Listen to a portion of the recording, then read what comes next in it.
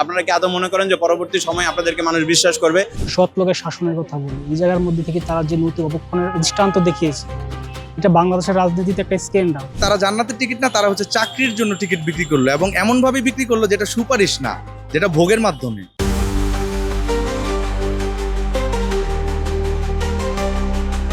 প্রেম মানে না কোনো বয়স, প্রেম মানে না কোনো বাধা, কিন্তু সেই প্রেমের বিনিময়ে প্রেম থাকতে হয়। প্রেমের বিনিময়ে চাকরি থাকলে সেটা আর প্রেম থাকে না, সেটা হয়ে যায় ভোগবিলাসের একটা কিছু। তো সাতক্ষীরা 4-এর জনাব নজরুল ইসলাম যে কাজ করেছে, আমি একটা জিনিস এখানে স্পষ্ট করে বলতে চাই যে জামায়াত ইসলামী যেভাবে ওনারা আমাদেরকে ভরসা, গত ইলেকশনের সময় যেভাবে ভরসা দিচ্ছে যে দেশ এবং দেশের মানুষের কল্যাণে কাজ করে যাবে, এখানে তো দেশ ও দেশের মানুষের কল্যাণের জায়গায় অপকারী হইতেছে যা দেখতেছি। নিজেদের স্বার্থ হাসিলের জন্য যে কাজ করা যায় তার সর্বোচ্চটুকুই করতেছে। এখন যারা আসলে এখন জামায়াত ইসলামীর পক্ষ থেকে তাদের স্টেটমেন্ট কেমন, যে ব্যক্তির দায়িত্ব দল নিবে না। আচ্ছা, আপনারা যেভাবে বলেন যে আসলে দেশের সর্বঙ্গীন মঙ্গলের জন্য আপনারা কাজ করবেন, দিন শেষে আপনারা নিজের দলের লোকেরই আপনারা সবকিছু ঠিকঠাক করতে পারতেছেন না, দলের লোকের দায় নিতে পারতেছেন, সেখানে একটা এমন বড় দেশের কিভাবে আপনারা দায়িত্ব নেবেন? আপনারা কি আদৌ মনে করেন যে পরবর্তী সময় আপনাদেরকে মানুষ বিশ্বাস করবে? এই যেভাবে আজকে করছেন যে আপনাদের জামায়াতের এমপির এত এলিগেশন পাইলেন, একটার পর একটা তার আসতেছে, মানুষ ইমরান হাশমির নামে তাকে উপাধি দিতেছে। সেই ইমরান হাশমি এখন পর্যন্ত এমপি পদ বহাল আছে। আপনারা দলের জায়গা থেকে আপনারা আবার ঠিক একইভাবে মিডিয়া কভারেজ পাওয়ার জন্য বললেন যে আপনাদের এমপি পদ থেকে বাতিল দিয়েছেন, দলীয় মনোনয়ন বা যে কিছুই আছে আপনাদের সাথে কোনো সংঘবদ্ধতা বা লেজুর ছিল সবকিছু আপনারা মিটিয়ে দিয়েছেন, কিন্তু বাট দিন শেষে তো সেই এমপি এখন এমপি রয়ে গেছে। তো জামাত থেকে তো এটা আশা করা যায় না। এটা আশা করা জামাত থেকে যেভাবে, যেহেতু আমরা এটা আশা করতে পারি না, ঠিক তেমনি ভাবে জামাতের হাতে আমরা দেশ দিয়েও দেশের ভালো আশা করতে পারি না। আমি ঢাকা বিশ্ববিদ্যালয়ের স্টুডেন্ট হিসেবে আমি এই বিষয়টাকে ঘৃণা করে প্রত্যাখ্যান করছি যে সে এখনো কেন আইনসভার সদস্য থাকবে না। তারা হচ্ছে দেশের আইন প্রণয়ন করবে, জনগণ তাদের ভোট দিয়ে প্রতিনিধি হিসেবে পাঠিয়েছে সংসদে। তারা হচ্ছে দেশের আইন প্রণয়ন করবে, দেশের উন্নয়ন কিভাবে করা যায়, দেশের ভালো কিভাবে করা যায় তারা সেটা করবে। কিন্তু তাদের যে নৈতিক অবক্ষয়, তাদের যে নৈতিক স্খলন, জামাত যে সৎ লোকের শাসনের কথা বলি, এই জায়গার মধ্যে থেকে তারা যে নৈতিক অবক্ষণের দৃষ্টান্ত দেখিয়েছে, এটা বাংলাদেশের রাজনীতিতে একটা স্ক্যান্ডাল।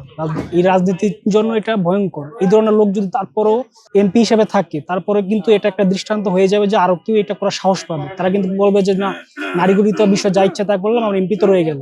একটা নৈতিক বিচার বলে একটা বিষয় আছে, নৈতিক আদালতে নৈতিক বিচারে কিন্তু তার এমপি হিসেবে থাকা উচিত না। আচ্ছা, সাতক্ষীরা 4-এর যে এমপি ইলেকশনে যে এমপির যে ব্যাপারটা, যে পরক্রিয়া ঘটিত বা হোটেল যে কাণ্ডটা, এটা আসলে একজন রিপ্রেজেন্টেটিভ হিসেবে আমাদের কাছে খুবই লজ্জাজনক।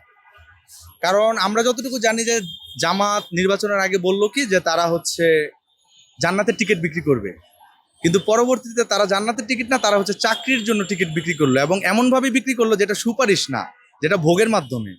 এবং একজন বয়োজ্যেষ্ঠ একজন ব্যক্তি থেকে এরকম বিষয়বস্তু যখন আমাদের মাঝে আসে, তরুণ সমাজের মাঝে আসে, তখন সেটা আমাদের তরুণ সমাজের জন্য খুবই লজ্জার। প্রথমত জামাতের যে বিষয়টা দেখলাম যে তারা দ্বিতীয় ভিডিওটা যেটা ছিল সেটা নিয়ে বললো কি এআই, আমি যদি ভুল না করি যে এআই বানানো ভিডিও, বাট পরবর্তীতে সেটা প্রমাণ হলো সেটা এআই ভিডিও না। তারপরে তারা আবার সেটাকে তাদের দল থেকে সেই লোকটাকে বহিষ্কার করলো, এবং বহিষ্কার করে তারপরও সে কিন্তু এমপি হিসাবে বহাল আছে। এখন সে এমপি হিসাবে বহাল থেকে আদত সে কতটুকু ওয়েলফেয়ার পলিটিক্স করবে, যেখানে তার ব্যাপার স্যাপারে চলে যায় নারী কেন্দ্রিক, যার ব্যাপার স্যাপারে চলে যায় ভোগ কেন্দ্রিক, সেখানে মেধার যথাযথ মূল্যায়ন বা তরুণ সমাজের বা তরুণীদের যে সেফটি এনশিওরের ব্যাপার স্যাপার থাকে, ওই বিষয়টা আসলে বোধগম্য না আমার কাছে। তার মতো একজন নেতার কাছ থেকে শিখার কিছু আমি তো পেলাম না। আমি যতটুকু পেলাম যে সে তার নামের যেই গাজী নজরুল ইসলাম নাকি, সেই নামটাকে এমনভাবে বিকৃত করলো যে এটা একটা মিমসে পরিণত হয়েছে। যেমন আমরা আমাদের ফ্রেন্ডদেরকে ফান করে বলি, যারা একটু দুষ্টু প্রকৃতির ফ্রেন্ড আছে, যে তুই কি গাজী নজরুল ইসলাম কিনা। তো এই দুষ্টামির ফলাফল আদত কতটুকু পৌঁছাবে, এবং জামাত এই বিষয়ে কতটুকু স্টেপ নিবে, এবং তাদের পরবর্তী যে সংগঠনগুলো, যে উইংগুলো আছে, তারা বিষয়বস্তুগুলোকে কিভাবে রিপ্রেজেন্ট করছে, তারা কি বিষয়বস্তুগুলো নিয়ে আদত রাজপথে কোনো কথাবার্তা বলছে কিনা আমার চোখে পড়েনি। প্রথমত আমি চাই তারা এই বিষয় নিয়ে কথা বলুক এবং এই বিষয়টা সুরাহা করুক, এবং যে নেতা আছে তার যথাযথ একটা বিচার ব্যবস্থা চলে আসুক, যে চাকরির জন্য একটা মানুষের রুটি রুজির জায়গা তৈরি করার প্রতিশ্রুতি দিয়ে এরকম ভোগ বিলাসের কর্মকাণ্ড যেন আর বাংলার সমাজে না হোক। বাংলাদেশে যারা রিপ্রেজেন্টেটিভ আছে তাদের থেকে ভালো কিছুই আসুক আমাদের কাছে, এটাই আমার চাওয়া, এটাই আমার চাওয়া থাকবে।